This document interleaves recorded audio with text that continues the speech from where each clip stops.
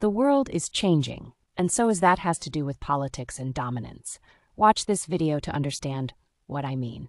Something extraordinary just happened, and I'm not talking about the bombs falling on Tehran. I'm not talking about the ships burning in the Persian Gulf. I'm not talking about oil at $100 a barrel or the Strait of Hormuz essentially shutting down.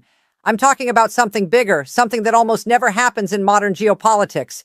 The United States of America, the most powerful military machine on this planet, just went to war, and almost nobody showed up with them. Let that sink in for 1 second. Not Saudi Arabia, not the UAE, not Qatar, not Spain, not France, not the United Kingdom, not offensively anyway. All of these countries, longtime partners of Washington, some with decades of defense agreements, some with American bases on their soil, all said some version of the same two words: count us out. What you are watching right now in real time is not just a war with Iran. It is the fracture of America's global alliance structure in a way that we have not seen in a generation, maybe longer. And what is incredible is that Washington's response has not been diplomacy. It has been threats. Raw, naked, publicly broadcasted threats against allies. That is the story. That is what this breakdown is about. And by the time we are done, you will understand not just what happened this week, but why it matters for every country, every economy, and every person who fills up a gas tank or buys groceries. Stay with me, because this gets significantly more explosive before it gets clearer. If you are not yet subscribed to Daily Brief, hit that button right now.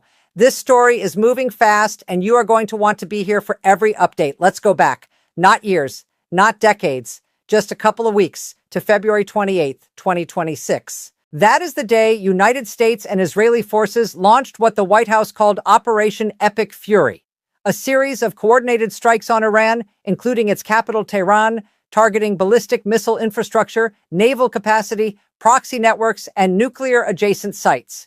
The supreme leader, Ayatollah Ali Khamenei, was killed in those opening strikes. That moment, that is where this began. And here is the thing the mainstream coverage keeps missing. Before those strikes were launched, Washington did not consult its allies in the Gulf, did not call Riyadh, did not brief Abu Dhabi, did not sit down with Doha.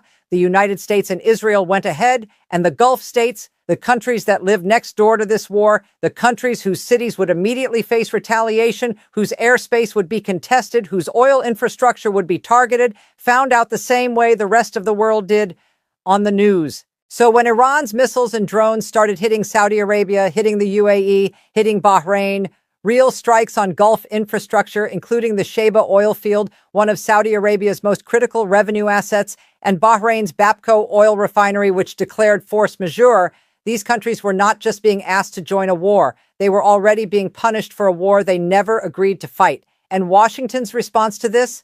Threats. That is the stage. Now let's get into it properly. Announcement number 1. Senator Lindsey Graham went on national television and delivered what amounts to the most extraordinary display of alliance mismanagement we have seen in decades. On the evening of March 10th, 2026, Graham appeared on Fox News alongside host Sean Hannity and spent the better part of an hour threatening every major American partner in the region and in Europe, either publicly or by direct implication: Saudi Arabia, the UAE, Qatar, Spain, France, the United Kingdom. In one television appearance, let's be precise about what he said, because the exact words matter. On Spain: to our friends in Spain, man, you have lost your way. I don't want to do business with you anymore. I want our air bases out of Spain into a country that will let us use them. On Saudi Arabia: our embassy was hit in Riyadh. Do you not have an obligation to join the fight with us? You have yet to do that. So if you do not believe the American embassy being attacked in Riyadh would trigger mutual self-defense, maybe we shouldn't do a treaty with you. On the UAE, which had announced at the United Nations that it would not participate in offensive operations. You said today publicly at the UN your country would not be used to join the fight against the Ayatollahs. On the Gulf broadly: to our Arab friends, I've tried to help you construct a new Middle East. You need to up your game here. I can't go to South Carolina and say we're fighting and you won't publicly fight. And then, this is where it becomes genuinely remarkable, Graham said on live television, God bless Israel. We should move all our stuff to Israel. I'm with Israel. I will be with Israel to my dying day. Stop there. A sitting United States senator publicly threatening to pull American bases out of Spain, a NATO ally, threatening to revoke defense agreements with Saudi Arabia, demanding that sovereign nations send their sons and daughters into a war they were never consulted about, and closing with a declaration of unconditional personal allegiance to a foreign country, in one breath, on live television. Now here is where this becomes even more extraordinary. As reported by the Jerusalem Post and the Wall Street Journal, Graham was not just a television commentator on this war. According to Graham himself, he made multiple trips to Israel before the strikes, meeting with Mossad intelligence officials and Prime Minister Netanyahu. He told the Wall Street Journal, "They'll tell me things our own government won't tell me." He said he coached Netanyahu on how to make the case to Trump to authorize the strikes. Netanyahu then presented Trump with intelligence that Graham says convinced the president to proceed. So we have a sitting senator who helped architect the political conditions for this war, who is now on cable television threatening allies who won't fight it, while simultaneously offering foreign nations mutual defense treaties, a presidential authority, from a television studio couch. The reaction came fast, and not just from Democrats. Republican Representative Nancy Mace of South Carolina, Graham's own state, posted publicly, "No boots on the ground. If Senator Graham wants to go fight in a foreign conflict, let him be the first to volunteer." She added that she had spoken with the administration multiple times and that nothing had changed regarding ground troops. Meghan McCain, daughter of the late Senator John McCain and a conservative commentator, wrote on X, "I am imploring anyone who will listen in the Trump administration to stop sending this man out as a surrogate. He is scaring people and doing damage to whatever message you're trying to sell to the American public about the Iran war." Former Fox News host Megyn Kelly asked bluntly, "When did Lindsey Graham become our president?" She noted that in a single 24-hour period, Graham had issued direct warnings to Lebanon, Cuba, Saudi Arabia, the wider Arab world, and Spain. Right-wing commentator Matt Walsh wrote, "Where does he think he derives the authority to unilaterally offer permanent defense agreements to foreign countries? Who exactly made this effeminate weirdo emperor of the world?" When your own ideological coalition is asking those questions in public, you have a messaging problem that goes beyond optics. Received. Announcement number 1, received. Announcement number 2. The Gulf states are not just declining, they are actively blocking Washington's military objectives, and they are saying so publicly on the record at the United Nations and through major business figures who carry significant weight in regional politics. As confirmed to Middle East Eye by a U.S. official, Saudi Arabia has blocked American access to its bases for offensive operations. Not rumor. A U.S. official confirmation. Riyadh allows defensive postures. Nothing offensive, period. Iran's foreign minister Araghchi stated publicly that Saudi officials were fully committed to not allowing their territory, water, or airspace to be used against Iran. Let that settle. Iran's foreign minister publicly confirming what Saudi Arabia had pledged to Iran, not to Washington. The UAE's announcement at the UN that it would not join offensive operations was followed by the Saudi Foreign Ministry issuing a statement saying, "The kingdom affirms that it retains its full right to take all necessary measures to safeguard its security, sovereignty, and the safety of its citizens and residents." Note what that says. It does not say, "and therefore we stand with our American partners." It says, "We will protect ourselves unilaterally as we see fit." Now, here is where you need to pay close attention. An Emirati billionaire named Khalif Ahmad Al Habtoor, one of the most influential businessmen in the UAE, a country that includes both Abu Dhabi and Dubai, published a public statement responding directly to Graham's remarks. This is not a fringe voice. This is a figure with deep connections to UAE leadership and business circles. And what he wrote tells you everything you need to understand about why the Gulf is sitting this war out. Al Habtoor wrote that the Gulf states know exactly why they are under attack. He wrote that they also know who dragged the entire region into this dangerous escalation without consulting those he calls his allies in the region.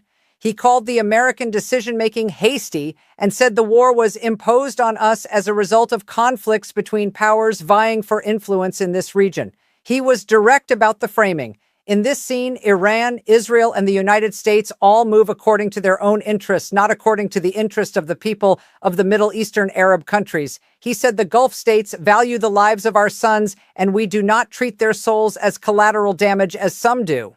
And then he went to the economic argument, quoting Graham's own words back at him. Graham had said on Fox News that Venezuela and Iran together hold 31% of global oil reserves, and that if Iran's regime changes, the United States would make a lot of money. El Habtour wrote, "Only then does the picture become clearer, and only then do we understand why they want this war." He ended by saying, "You may be a senator in the U.S. Senate, but anyone who hears your statements might think you're a member of the Israeli Knesset because you defend Israel's interests more than you defend the interests of the American people themselves." That statement, published by a major Gulf business figure directed at a U.S. senator, is a document of historical significance. It is not a tweet. It is not a hot take. It is a careful, detailed argument for why the Arab world will not follow America into this war, and it deserves to be understood on its own terms. Received. Announcement number 2, received. Pause here for a second. If this analysis is adding something to your understanding of what is actually happening, hit the like button. It helps Daily Brief reach more people who are trying to cut through the noise. Drop a comment telling us what you think is the most important piece of this story that is being underreported. We read all of them. Announcement number 3. This is the one that nobody is connecting correctly, and it is the one that, if you follow its implications, changes the strategic picture fundamentally. Russia is providing intelligence to Iran, actively, right now, against American forces. As reported by NBC News, based on 4 sources with direct knowledge, Russia has been sharing intelligence with Iran on the location and movements of American military assets in the Gulf region. That reporting was subsequently confirmed by additional Western officials. UK Defense Secretary John Healey told reporters publicly, "I think no one will be surprised to believe that Putin's hidden hand is behind some of the Iranian tactics and potentially some of their capabilities as well." Iran has fired more than 2,000 Shahed drones across the Middle East since the war began on February 28th. As reported by CNN, Russia has been helping Iran specifically with drone tactics developed and refined through Russia's use of those same drone designs against Ukraine. The expertise that was built up in years of drone warfare over Kyiv and Kharkiv is now being deployed in the Persian Gulf against American assets. Ukrainian President Zelensky, who has been offering Ukrainian drone counter-expertise to American forces, stated publicly that Russia was helping Iran not just with unmanned aerial vehicles, but also with missiles and air defenses. Think about that dynamic for one moment. Ukraine is helping the United States counter Iranian drones. Russia is helping Iran deploy them. This is a proxy confrontation playing out inside a larger war, and Washington appears to be only partially aware of the depth of it. Here is what makes it extraordinary. When Trump was asked directly on March 13th in a Fox News radio interview with Brian Kilmeade whether Putin was helping Iran, Trump said, "I think he might be helping them a little bit. Yeah, I guess. And he probably thinks we're helping Ukraine, right?" That is the president of the United States describing confirmed intelligence that an adversary is helping target his own troops as a reasonable symmetrical exchange. They do it, and we do it, in all fairness. And then, on the same day this story was developing, the White House began discussing lifting sanctions on Russian oil. Treasury Secretary Scott Bessent said on Fox Business, "We may unsanction further Russian oil." Let's trace this sequence plainly. Russia provides intelligence to Iran used to target American forces. Oil prices spike because of the resulting war and Strait of Hormuz closure. Russia's oil revenues increase because of those higher prices. Russia's discount on crude shrinks as Asian buyers scramble for supply. Washington considers lifting Russian oil sanctions to bring prices down, which would further enrich Moscow. And throughout this, Trump describes Putin as someone who wants to be helpful. As European Council President Antonio Costa stated publicly, so far, there is only one winner in this war, Russia. It gains new resources to finance its war against Ukraine as energy prices rise. It profits from the diversion of military capabilities. Russia's ambassador to the UK, Andrei Kellen, told CNBC, "We still are trying to understand what are the goals of President Trump in this campaign. You know that lots of doubts have been expressed about the exit strategy that the American administration can have in this endeavor." That is Russia's ambassador politely asking the question that every allied capital is asking privately. What is the plan? When does this end? What does victory look like? There is no clear answer coming from Washington. Received. Announcement number 3, received. Now let's make this concrete. Let's talk about what this means for the global economy and for regular people, because that is where geopolitics either becomes real or stays abstract. The Strait of Hormuz is not a concept. It is a narrow stretch of water, roughly 21 miles wide at its narrowest point between Iran and Oman. On a normal day, roughly 20% of the world's oil passes through it. 20% of global supply, all at once through one choke point. As reported by the International Energy Agency in its most recent monthly report published this week, the war has created what the IEA called the largest supply disruption in the history of the global oil market. The agency has now coordinated the release of 400 million barrels from strategic reserves across 32 member countries. The United States added 172 million barrels from its own strategic petroleum reserve. Experts told CNBC this covers only a fraction of normal Hormuz flow. As reported by Euronews, Brent crude briefly surged to approximately $120 per barrel earlier in the conflict before falling back toward $100 after Trump suggested the war might end quickly. Those statements did not hold. As of this week, Brent is trading just above $100 per barrel, up sharply from around $60 in mid-February before the war began. West Texas Intermediate, the American benchmark, was trading just under $90. Iran's IRGC has been explicit about its strategy. Spokesperson Ibrahim Zolfakhari of Iran's military command told state media, "Get ready for oil to be $200 a barrel because the oil price depends on regional security, which you have destabilized." According to Reuters reporting confirmed across multiple outlets, that threat is not purely rhetorical. The IRGC announced that any vessel linked to the United States, Israel, or their allies attempting straight transit would be considered a legitimate target. Shipping traffic has ground to a near halt. As reported by Al Jazeera, at least 5 tankers have been damaged, 2 crew members killed, and approximately 150 ships are stranded around the strait. As reported by Time magazine, the cascade effects extend far beyond oil. Urea prices, the most widely used nitrogen fertilizer, have risen 35% since February 28th. Roughly a third of the world's urea transits through the Strait of Hormuz. Gulf states produce nearly 49% of global urea exports and 30% of global ammonia exports, according to analysis by American Farm Bureau economists. If ships cannot bring fertilizer to market, farmers may use less of it, reducing crop yields and increasing food costs. That is not a prediction. That is already beginning.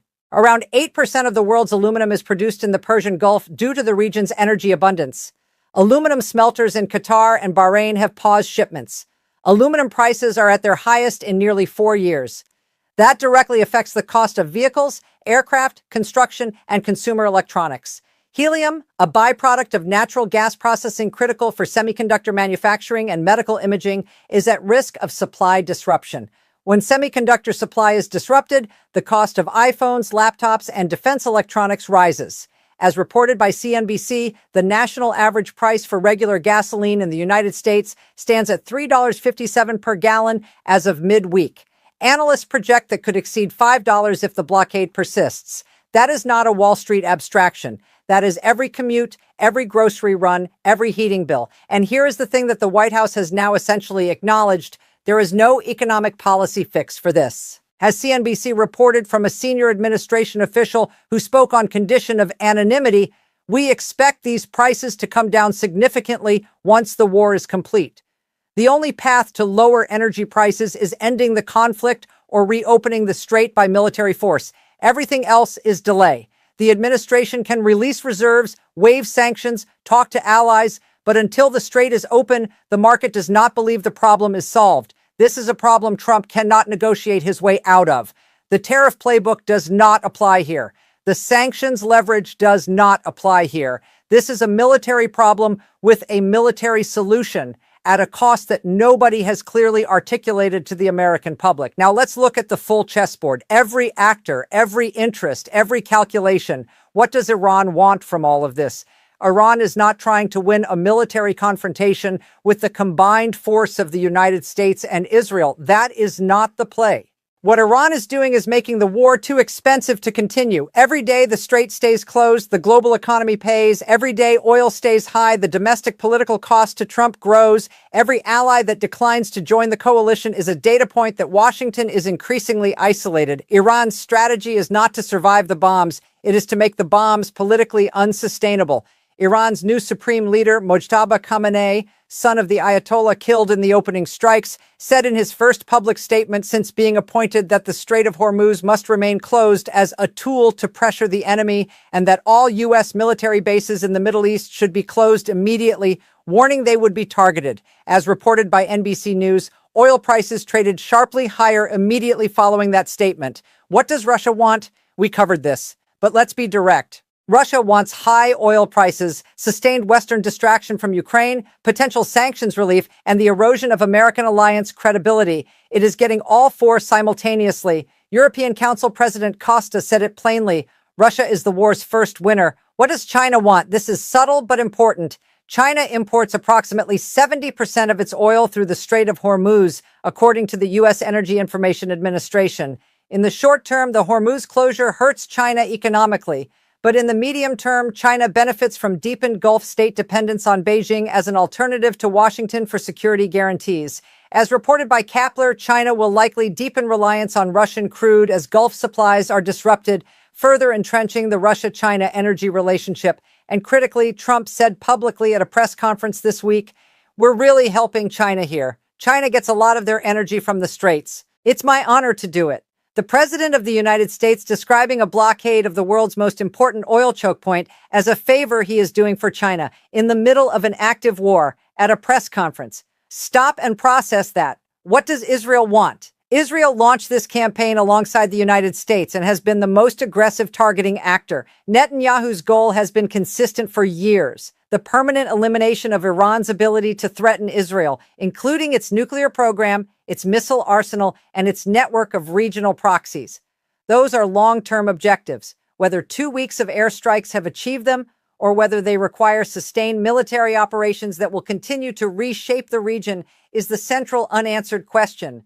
What does Saudi Arabia want? Riyadh wants to survive the transition from a unipolar American-led security order to whatever comes next. The kingdom condemned Iranian strikes on its territory. Its Sheba oil field was hit. Its refinery infrastructure was targeted. Iran's foreign minister publicly confirmed Saudi Arabia had pledged to not allow its territory used against Iran. Saudi Arabia is threading a needle of extraordinary difficulty, and it is doing so not because it likes Iran, but because it does not trust that Washington has its long-term interests in mind. The $142 billion defense deal finalized with the United States last year, including F-35 access, hangs in the balance of every gram threat. And Riyadh knows that. Now, the two paths. I see them clearly. I want to be honest that the timeline on each is genuinely uncertain. Path 1. Iran concludes its leverage has peaked.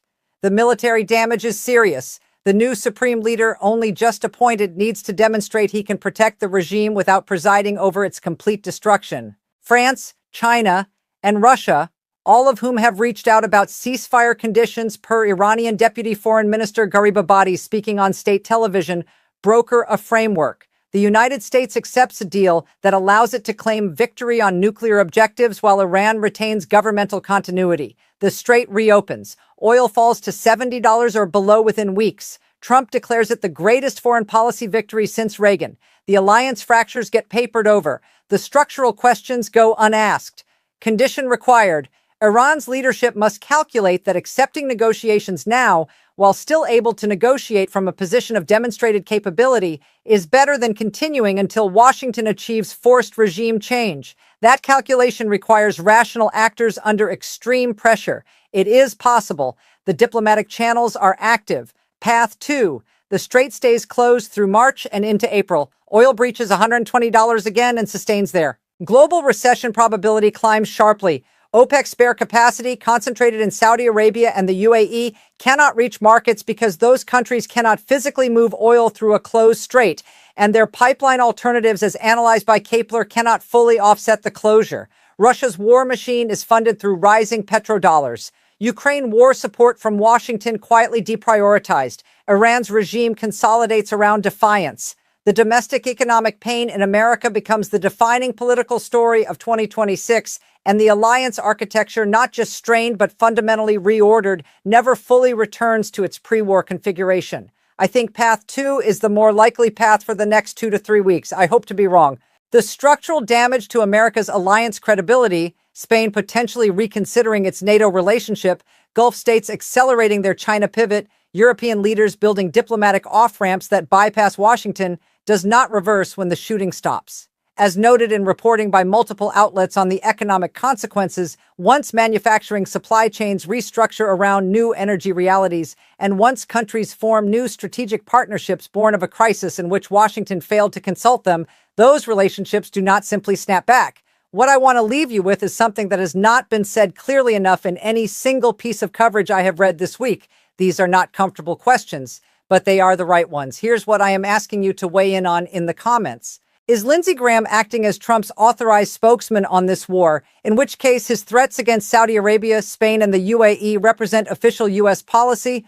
Or has he become a rogue actor whose cable news appearances are actively making Washington's diplomatic position worse? Because those two possibilities have very different implications for where this conflict goes. Do you believe Saudi Arabia and the UAE are making a permanent strategic pivot away from the American security umbrella? Or is this a temporary positioning play that will resolve once the war ends, with both sides quietly acknowledging they need each other? And this is the one I keep returning to: when the dust settles, whichever path gets us there, which country comes out of this period structurally stronger? Because by the metrics visible today, the answer is not obvious, and it might not be the answer Washington is assuming. Leave your answer in the comments. Share this with someone who needs the full picture. If Daily Brief is giving you analysis you are not finding elsewhere, we are not going anywhere. This story is still developing in real time. Stay with us. Subscribe to Uchis News Element for more unfolding stories.